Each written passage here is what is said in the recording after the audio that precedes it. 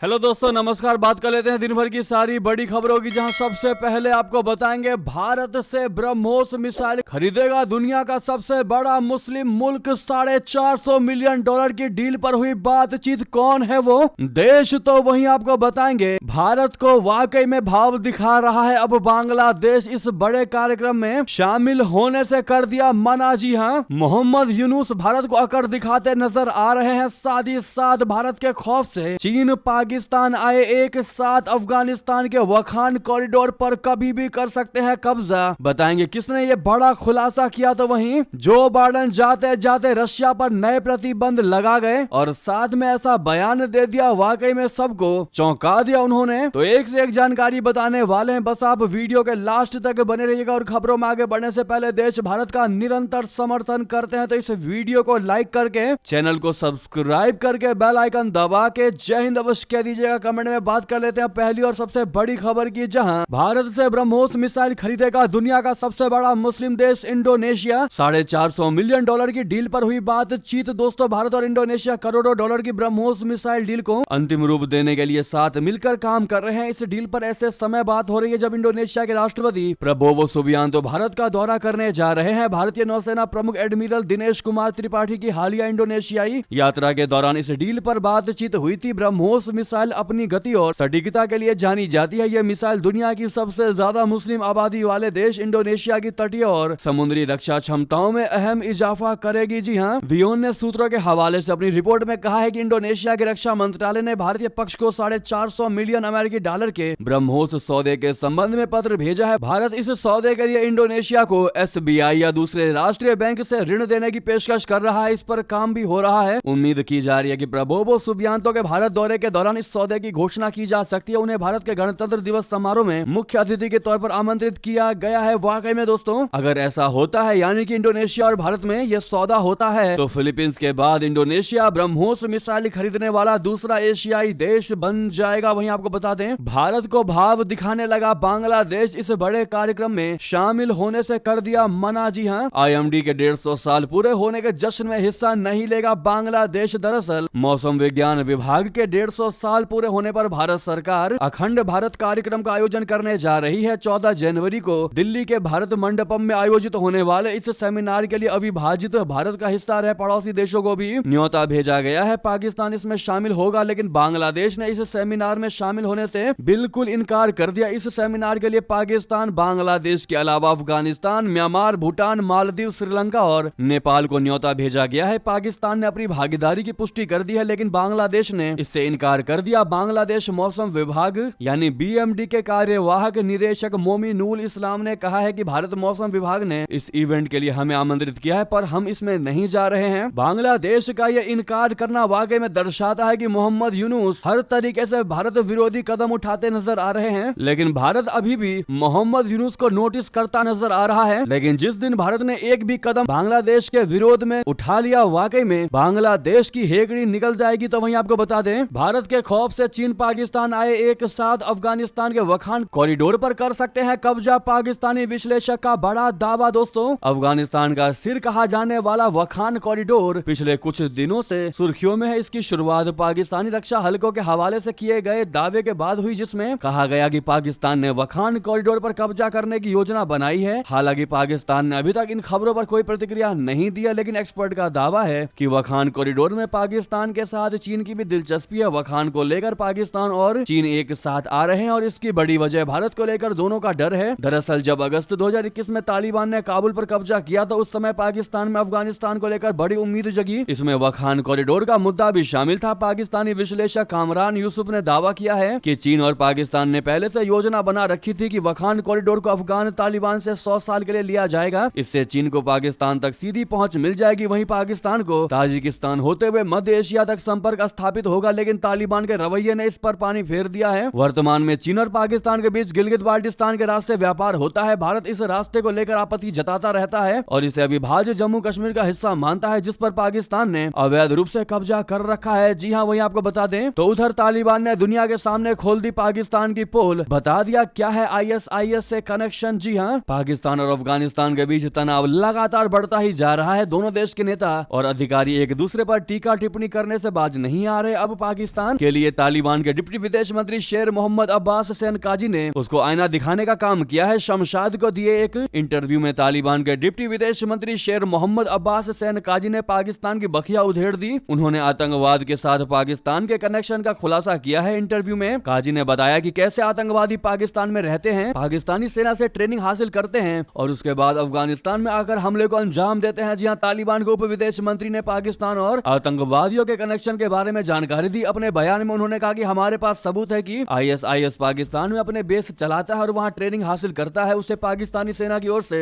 तमाम तरह के हथियार मुहैया कराए जाते हैं। उसके बाद उन्हें अफगानिस्तान में हमला करने के लिए भेजा जाता है। जी हाँ, यहाँ तक कि उन्होंने कह दिया है कि उनके पास इसके सबूत तक हैं। हमारे पास अभी भी ISIS के लोग मौजूद हैं जिन्होंने वीडियो में इस बात को कबूल किया है कि वो पाकिस्तान में ट्रेनिंग लेकर पड़ोसी मुल्क अफगानिस्तान में आकर हमला करते हैं। अगर दोस्तों ऐसा वाकई में है तो आप अंदाजा लगा सकते हैं कि पाकिस्तान भारत में भी सेम इसी तरह की हरकत करवाता होगा। इसमें कोई दो राय नहीं है। आपकी इस पर क्या राय है दोस्तों, बताना मत भूलिएगा। अगर आप भी मानते हैं कि पाकिस्तान पर भरोसा करना सांप के पालने जैसा है तो इस वीडियो को लाइक करना मत भूलिएगा दोस्तों। अभी तक लाइक नहीं किया है तो वहीं आपको बता दे, जाते जाते रशिया पर नए प्रतिबंध आखिर लगा ही गए। जो बाइडन कह दिया यूक्रेन को होगा इस प्रतिबंध से फायदा। जी हां, अमेरिकी राष्ट्रपति जो बाइडन अपने प्रशासन के आखिरी दौर में भी रशिया को बड़ा झटका दिया है। अमेरिका ने रशिया पर नए ऊर्जा प्रतिबंध लगा दिए हैं। बाइडन ने कहा है कि अमेरिका ने रशिया पर बड़े पैमाने पर प्रतिबंध लगाए हैं ताकि यूक्रेन को अपनी स्वतंत्रता बनाए रखने और मॉस्को के खिलाफ लड़ने में मदद मिल सके। बता दें कि बाइडन ने नवनिर्वाचित राष्ट्रपति डोनाल्ड ट्रंप को कमान सौंपने से 10 दिन पहले शुक्रवार को उन सभी कंपनियों और संस्थानों पर प्रतिबंध लगा दिए जो ऊर्जा खास तौर पर गैस के निर्यात में रशिया की मदद करती है। अमेरिका की इस कार्रवाई में 2 कंपनियां भारत की भी हैं। प्रतिबंध से संबंधित सूची में कहा गया है कि 2 भारतीय कंपनियों स्काई हार्ट मैनेजमेंट सर्विसेज और एविजन मैनेजमेंट सर्विसेज पर पाबंदी लगाई गई है। बाइडन ने एक सवाल के जवाब में कहा, ये प्रतिबंध इसलिए लगाए गए हैं क्योंकि इनका रूसी अर्थव्यवस्था पर गहरा प्रभाव पड़ेगा। साथ ही पुतिन के लिए युद्ध लड़ना और भी ज्यादा मुश्किल हो जाएगा। तो उधर अमेरिका में 19 जनवरी के बाद टिकटॉक पर लगा प्रतिबंध संघीय कानून को बरकरार रखने के पक्ष में अधिकांश न्यायाधीश। दरअसल अमेरिका में 19 जनवरी के बाद से वीडियो शेयरिंग एप्लीकेशन टिकटॉक पर प्रतिबंध लगा दिया गया है। अमेरिकी सुप्रीम कोर्ट में शुक्रवार को अधिकांश न्यायाधीश उस संघीय कानून को बरकरार रखने के पक्ष में दिखे जहां 19 जनवरी के बाद से टिकटॉक पर प्रतिबंध लग जाएगा। टिकटॉक बनाम गारलैंड वो कानूनी मामला है जो सोशल मीडिया प्लेटफॉर्म को अमेरिकी सरकार 3 शाखाओं के खिलाफ खड़ा करता है। इनका एक समान विचार है कि एप्लीकेशन राष्ट्रीय सुरक्षा के लिए गंभीर खतरा पैदा करता है। सुनवाई के दौरान मुख्य न्यायाधीश जॉन रॉबर्ट्स ने कहा कि क्या हमें इस तथ्य को नजरअंदाज करना चाहिए कि टिकटॉक की पेरेंट कंपनी कोई खुफिया काम कर रही है। तो वहीं आपको बता दें, पाकिस्तान की सरकारी एयरलाइंस PIA की बड़ी करतूत, नई फ्लाइट के लिए डाली ऐसी तस्वीर11 को याद आ गया 9/11 का वो हमला। जी हाँ, दुनिया भर में करोड़ों लोग ऐसे हैं जिनके सामने 9/11 का जिक्र करते ही साल 2001 में अमेरिका में वर्ल्ड ट्रेड सेंटर पर हमले की तस्वीरें आंखों में कौंध जाती है। 2001 में आतंकवादी संगठन अल-कायदा के आतंकवादियों ने विमान हाईजैक करके न्यूयॉर्क स्थित इन 2 इमारतों से भिड़ा दिया। यह हमला इतना भयावह था कि आज इमारत के पास कोई चीज उड़ती हुई दिखती है तो तुरंत लोगों के दिमाग में उस हमले की याद ताजा हो जाती है। सेम चीज ऐसा ही अब पाकिस्तान इंटरनेशनल एयरलाइंस यानी PIA ने अपने प्रचार के लिए एक ऐसा डिजाइन तैयार किया है जिसने सोशल मीडिया पर बहस छेड़ दी है। आप भी दोस्तों ये पिक्चर देख कर कहेंगे वाकई में सेम 9/11 की तरह फोटो बनाई गई है। दरअसल यूरोपीय संघ से पाकिस्तान एयरलाइंस इस पर प्रतिबंध हटने के बाद PIA ने 10 जनवरी शुक्रवार से इस्लामाबाद और पेरिस के बीच फिर से उड़ान शुरू की है। लेकिन इसके प्रचार के लिए PIA ने जो तस्वीर तैयार की वो सोशल मीडिया पर वायरल हो गई। कुछ लोग कहने लगे कि जो कोई भी आपके अकाउंट और ग्राफिक्स का इंचार्ज है उसे बैठाकर 9/11 के बाद की हर चीज के बारे में जानकारी दी जानी चाहिए। भगवान, ये बहुत शर्मनाक है और ये डरावना साउंड ट्रैक क्या है। एक और यूजर ने तंज कसते हुए कहा कि क्या ये धमकी है। किसी ने कहा कि बता रहे हो या फिर डरा रहे हो। यानी कि कुल मिलाकर पाकिस्तान एयरलाइंस के विज्ञापन की जमकर खिल्ली उड़ाई गई है क्योंकि पाकिस्तान के इस एयरलाइंस कंपनी ने काम ही कुछ ऐसा किया है। वहीं आपको बता दें, डोनाल्ड ट्रंप 24 घंटे में कर लेंगे ग्रीनलैंड पर कब्जा। एक्सपर्ट ने बताया अमेरिकी सेना ने हमला किया तो क्या होगा। दरअसल डोनाल्ड ट्रंप ने कहा है कि वो ग्रीनलैंड को अमेरिका में शामिल करना चाहते हैं। डोनाल्ड ट्रंप ने ग्रीनलैंड को अमेरिका में शामिल करने के लिए आर्थिक दबाव के साथ ही सेना के इस्तेमाल की भी धमकी दी है। ऐसे में ग्रीनलैंड के भविष्य पर सवाल खड़ा हो गया है। 2 महासागरों के बीच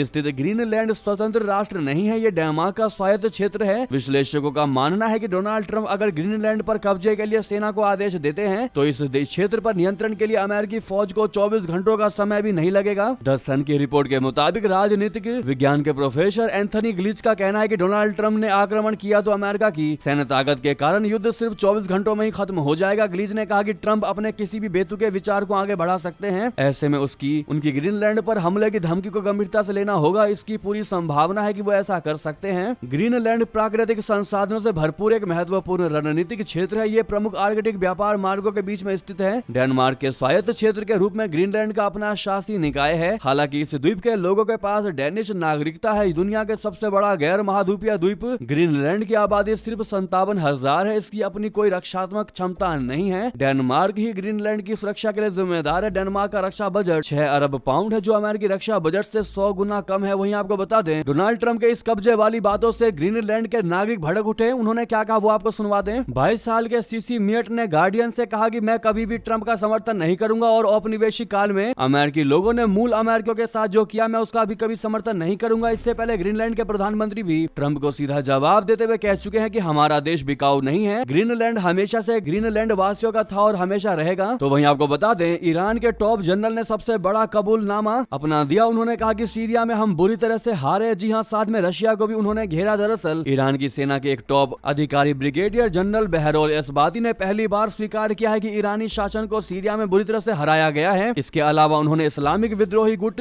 HTS के हाथों सीरिया के पूर्व राष्ट्रपति बशर अल असद के सत्ता का पतन और रशिया की नाकामियों के बारे में भी बताया। ईरान की राजधानी तेहरान में एक मस्जिद में दिए गए अपने भाषण में ब्रिगेडियर जनरल बहरौल एसबाती ने इस बात को स्वीकार किया है कि ईरान इस वक्त इजराइल के साथ एक नए टकराव को झेलने की स्थिति में नहीं है। हालांकि उन्होंने लोगों को इस बात से आश्वस्त करने की कोशिश की है कि सीरिया में अब तक सब कुछ खत्म नहीं हुआ है। जी हाँ, ब्रिगेडियर जनरल एसबाती ने 31 दिसंबर को तेहरान की बलियासर मस्जिद में भाषण दिया। उन्होंने कहा, मैं सीरिया को खोने की को गर्व की बात नहीं मानता। हम हार गए और बहुत बुरी तरह से हार गए। हमें बहुत बड़ा झटका लगा और ये बहुत मुश्किल रहा। जी हाँ, तो वहीं उन्होंने रशिया को लेकर कहा कि रूस ने ईरान को सिर्फ गुमराह किया और बताया कि रूसी लड़ाकू विमान विद्रोहियों पर बमबारी कर रहे थे, जबकि वे असलियत में खुले मैदानों में बम बरसा रहे थे। एसबाती ने रशिया पर अप्रत्यक्ष रूप से इजराइल की मदद करने का भी आरोप लगा दिया। वहीं आपको बता दें, अपनी सेना में दूसरे देशों के लोगों को क्यों भरना चाहता है ताइवान, चीन कैसे कर रहा जंग की तैयारी। दोस्तों, चीन के बढ़ते खतरों और सेना में जवानों की कमी के बीच ताइवान एक बड़ा कदम उठाने जा रहा है। बताया जा रहा है कि ताइवान विदेशी नागरिकों को अपनी सेना में भर्ती करने पर विचार कर रहा है। हालांकि ये प्रस्ताव अभी शुरुआती चरण में है और इस पर अभी चर्चा ही चल रही है। ताइवान की सैन्य क्षमता इस समय 80% पर काम कर रही है, जो 2020 में 89% थी। ऐसे में फौजियों की कमी को लेकर चिंता बढ़ना लाजमी है, क्योंकि दूसरी तरफ चीन अपनी खतरनाक और बेहद ताकतवर सेना के साथ उस पर नजरें गड़ाए बैठा है। सैनिकों की कमी ने द्वीप की खुद की प्रभावी रूप से रक्षा करने में नाकामी के बारे में चिंताएं बढ़ा दी हैं। खासकर चीन की बढ़ती सेना और ताइवान पर उसके ऐतिहासिक दावे के चलते ये और भी खतरनाक साबित हो जाता है। ताइवान में सैनिकों की कमी के पीछे मुख्य कारण देश की कम जन्म दर है, जिससे सेना के लिए युवा कम हो रहे हैं। इसके अलावा निजी कंपनियों के जरिए दी जाने वाली आकर्षक सैलरी और सुविधाओं की वजह से युवाओं के लिए फौज में शामिल होना कम प्राथमिकता बन गया है। दोस्तों, वहीं बता दें, अमेरिका ने चीन पर लगाया परमाणु हमले की साजिश रचने का आरोप। डोनाल्ड ट्रंप का फोन हो रहा टैप। जी हां, अमेरिका के नवनिर्वाचित राष्ट्रपति डोनाल्ड ट्रंप 20 जनवरी 2025 को शपथ लेने वाले हैं। इससे पहले उनके एक पूर्व सहयोगी ने कहा है कि चीन ने उनका फोन हैक कर लिया है। ट्रंप के 2017 से 2018 तक राष्ट्रीय सुरक्षा सलाहकार रहे HR मैकमास्टर ने बुधवार को न्यूयॉर्क में एक थिंक टैंक कार्यक्रम में कहा कि चीन ने असाधारण मात्रा में डेटा चुराया है। उन्होंने कहा कि चीन अमेरिका के खिलाफ परमाणु क्षमता हासिल करने की तैयारी कर रहा है। तो दोस्तों, वहीं आपको बड़ी खबर बताते, जहां दिल्ली सरकार को 2000 करोड़ का लगा चूना शराब नीति पर लीक। CAG रिपोर्ट में सबसे बड़ा दावा, जिसके बाद